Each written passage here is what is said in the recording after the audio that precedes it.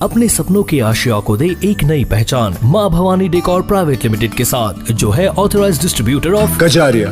देश की मिट्टी से बनी टाइल से देश को बनाते हैं। और जहाँ मिलती है सभी प्रकार के Indian and imported granite, marble, sanitary एवं कोटा स्टोन का अनोखा एवं आकर्षक संग्रह। माँ भवानी डेकोर प्राइवेट लिमिटेड मतलब a complete floor solutions. New 0 mile Dadar road, Muzaffarpur. Call 9934753111। उत्तर बिहार में आपका नाम प्रसिद्ध है और जीवन धारा पचक्रम क्लिनिक भी चलाते हैं। हर शनिवार को मतलब कि जो है से फ्री में इलाज भी करते हैं और जाना पहचाना मतलब चेहरा है और बहुत से गरीब लोग को भी आपने सेवा किया है चिकित्सा के रूप में। कोरोना काल में भी आपने सेवा किया है। आयुर्वेदिक जो पुरानी पद्धति है कौन कौन सी बीमारियां को ठीक करता है वो बताएं।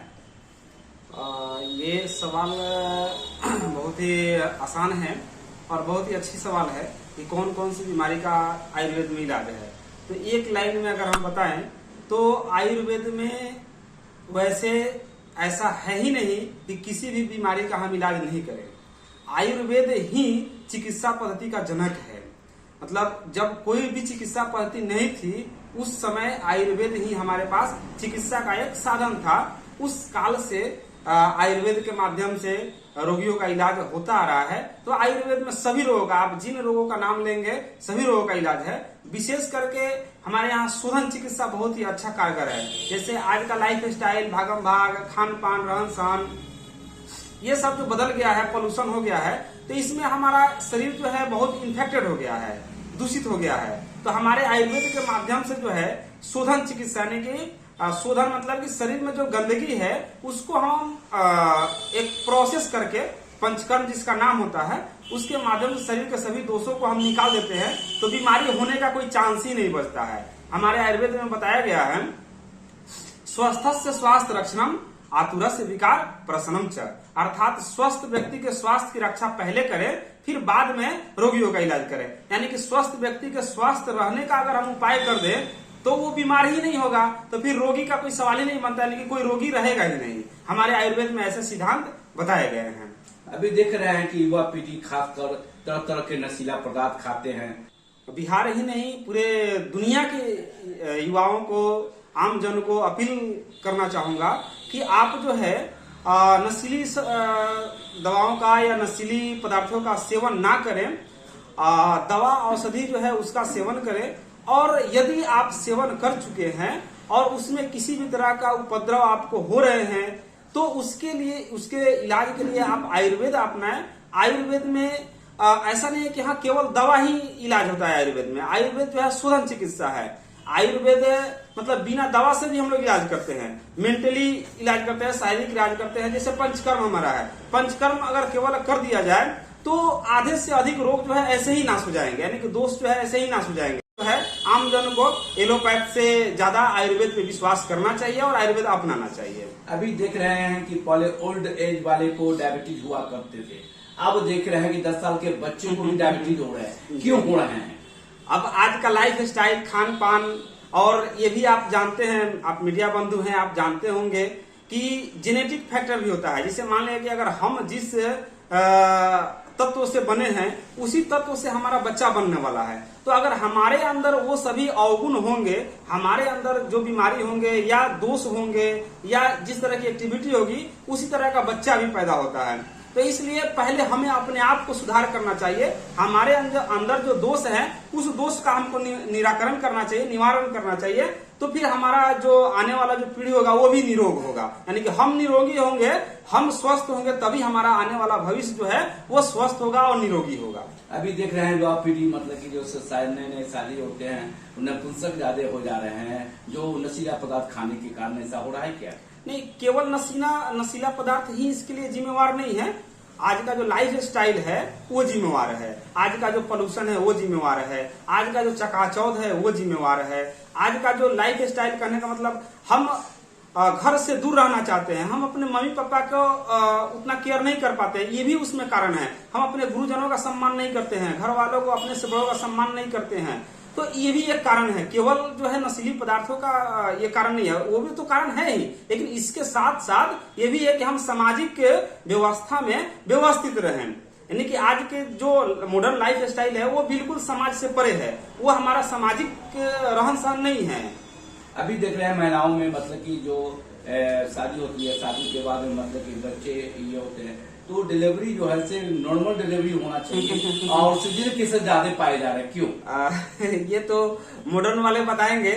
ऐसा हम मानते हैं कि मॉडर्न वाले जो हैं पैसा कमाने के लिए नॉर्मल डिलीवरी को भी सीएस कर देते हैं। ये मेरा अपना पर्सनल मानना है। माँ लोग मतलब कि जो है अपना स्तन का दूध नहीं पिलाते हैं और मतलब कि पिस्काइज करते हैं, देखते हैं पूजा पर कि बाहरी डिब्बा का दूध पिलाते हैं। लाइफ स्टाइल आज माताएं या माएं जो बनती हैं वो सोचती हैं कि हम अगर दूध पिलाते हैं तो मेरे स्तन का साइज बड़ा हो जाएगा, मेरा जो बॉडी फिजिक है वो चेंज हो जाएगा। ये मतलब एक तरह से चकाचौंध जो बोलते हैं ना कि आज का दौर जो है चकाचौंध का वाली दून है।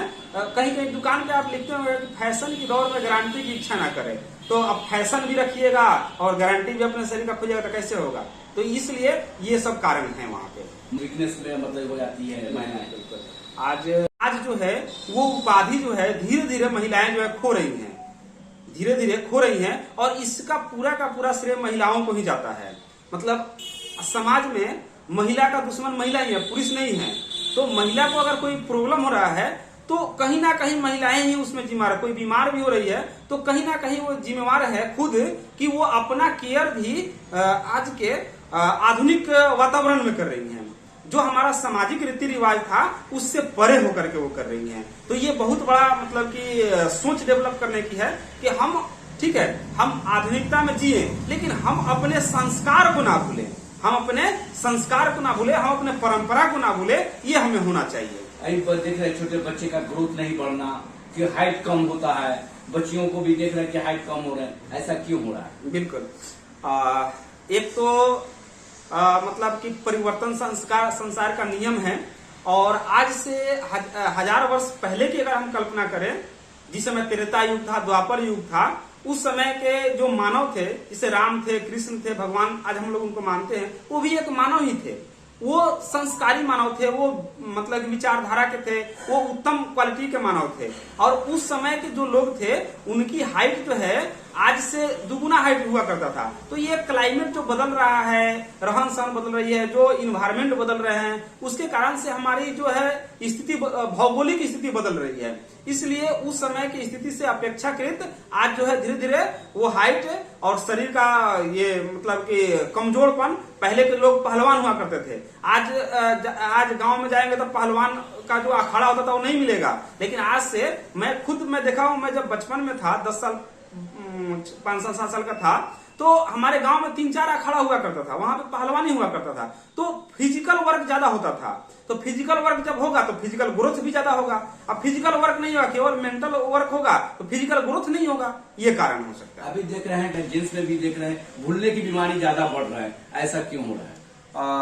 भूलने की बीमारी का तो मुख्य कारण ये है कि हम लोग जो है जिस परिवेश में रह रहे हैं, आधुनिक परिवेश में रह रहे हैं, और हम लोग जो है ना अपने जो संस्कार को भूलते जा रहे हैं। पहले क्या था, संस्कार में हमारे भारतीय संस्कृति में सूर्योदय के पहले जगने की परंपरा रही है, सूर्योदय के पहले जगने की परंपरा रही है, जिसे हम लोग ब्रह्म मुहूर्त बोलते हैं। और ब्रह्म मुहूर्त में हम बचपन में थे, मुझे खुद मैं बता रहा हूँ, मेरी नानी थी, मेरी दादी थी, दादा थे, वो लोग हमें ब्रह्म मुहूर्त में जगाते थे और वो बताते थे कि ब्रह्म मुहूर्त में अगर जगते हो और कुछ याद करते हो वो तुम्हें लाइफ लॉन्ग याद रहेगा। तो ये परंपरा धीरे धीरे लुप्त हो रही है। आज जो है मैं वैद्य पवन कुमार, संचालक जीवनधारा पंचकर्म क्लिनिक आयुर्वेद चिकित्सालय, और मैं नीतीश्वर आयुर्वेद मेडिकल कॉलेज में असिस्टेंट प्रोफेसर हूँ, और नस्या बिहार का मैं जनरल सेक्रेटरी भी हूँ, और युवा आयुष स्नातकोत्तर संगठन जो है हमारा उसका मैं संयोजक भी हूँ, और भी बहुत सारे संगठन से मैं जुड़ा हूँ और सामाजिक कार्य और गतिविधि करते रहता हूँ। और आने वाले 25 दिसंबर को, ऐसे तो सब लोग क्रिसमस दिवस मनाते हैं, लेकिन हमारे भारतीय परंपरा में हमारे आयुर्वेद के आचार्य जीवक हैं, जो भगवान बुद्ध के निजी चिकित्सक रहे हैं, उनकी जन्मदिन है। तो मैं जीवक जयंती के अवसर पर पूरे भारतवासियों को हार्दिक बधाई देता हूं और अपील करता हूं कि आप जीवक जयंती के अवसर पर आयुर्वेद अपनाएं और स्वस्थ जीवन पाएं।